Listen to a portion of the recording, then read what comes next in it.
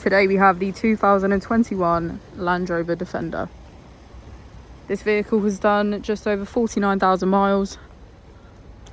It has an automatic transmission and a diesel fuel type.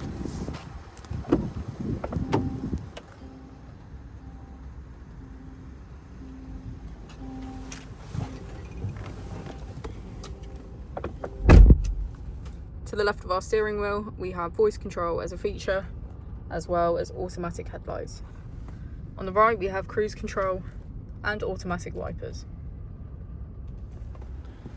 On our screen, we can access Apple and Android CarPlay, climate control, low traction launch and tow bar, our eco data, vehicle dimensions, and we also have Alexa.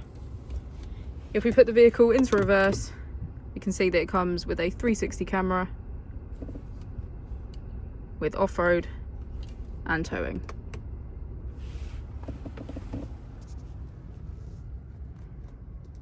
As we go into the back of the vehicle, we can see that it has a full leather black interior.